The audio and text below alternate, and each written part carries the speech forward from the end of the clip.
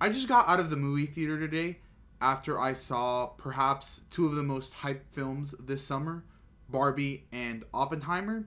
It was sort of a yin and yang, so I wanted to do a review of both, and I want to give you my raw, fresh takes. Before I begin, if you have not seen either movie, I would recommend pausing the video, exiting out, going to see both movies. If you have, alright, you already know what happens. Barbie, going into it, the only thing I heard was Ben Shapiro saying that the movie mentioned patriarchy a few times, and I wasn't really sure how the movie would approach feminism and how it would approach female independence and how it would approach all of those charged political topics. And there was a little bit of a concern going into it that it would be too preachy and that it would kind of toot its own horn in a pretentious manner. But I could tell you that the way that Barbie handles these subjects is in a very light-hearted manner. And the marketing of the movie was subversive because if you didn't know anything, before watching the movie and all you did was take the marketing at face value with the Dua Lipa song, with the Nicki Minaj and Ice Spice song, with all of the promotions going into it, you would think that this was just going to be a light, fun movie. And it is, but not for the reason that you think it is. There's a lot of political statements, a lot of takes about women in the modern day world and men in the modern day world. Now, I didn't agree with everything the movie said. I didn't find all the jokes funny, but there were a few bangers in there. Like when they were doing the dance number and Barbie was saying, "Has anyone thought about death?" Or when Margot Robbie's character Barbie was like, "I don't feel pretty anymore," and then an outside narrator said, the writers and the producers literally chose the worst person to say this because Margot Robbie is so beautiful.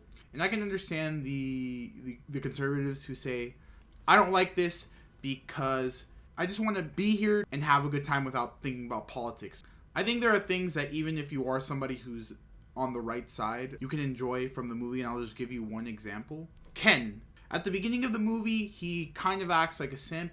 He's like, my whole existence is to please Barbie. He goes from that to being the macho man, the machista. And then at the end, he kind of realizes, hey, I need to be my own person. I need to have my own purpose in life.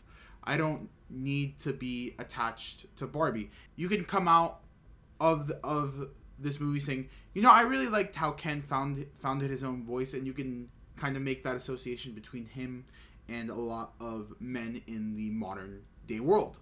But other than that, I found this movie to be very thoughtful, very comedic. Politics aside, the style is just fantastic. It's an homage to the 50s, to a bunch of different decades. Barbie, for me, 7 out of 10. Now, Oppenheimer. This movie is a little bit more serious than Barbie, to say the least, although Barbie was very thought-provoking.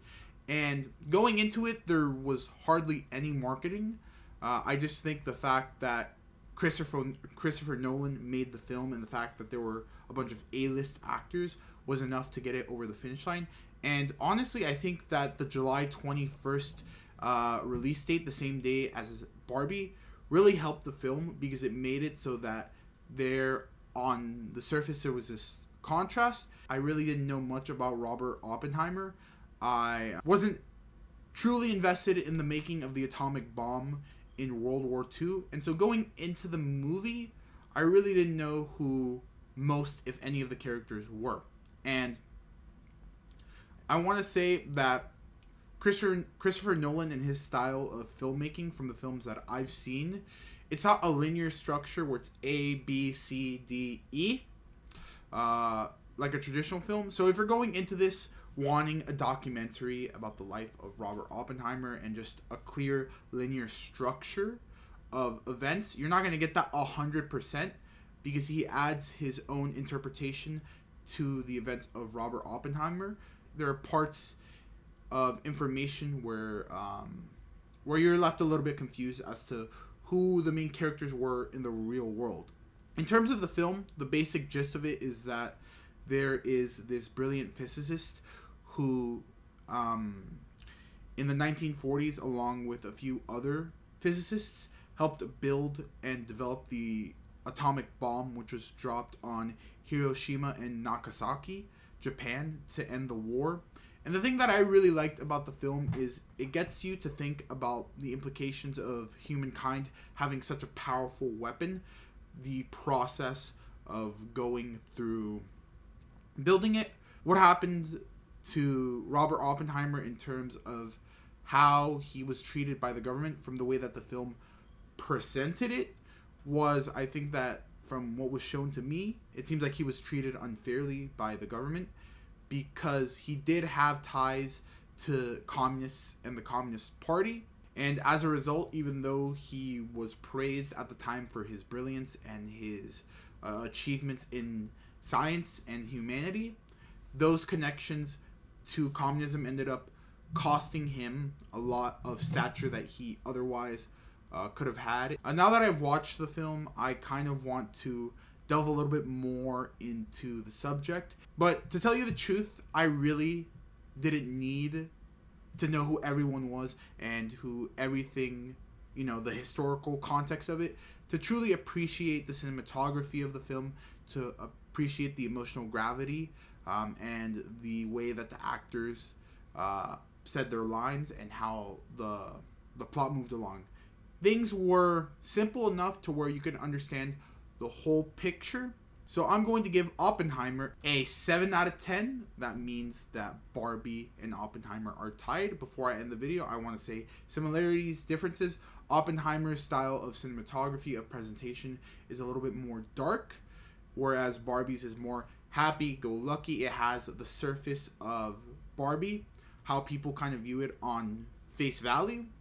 And similarities, I think that there are societal critiques in both films, with whether or not you agree with them, whether or not you agree that there is still a massive amount of sexism and misogyny against women, whether or not you agree that dropping those atomic bombs was necessary to get Japan to surrender.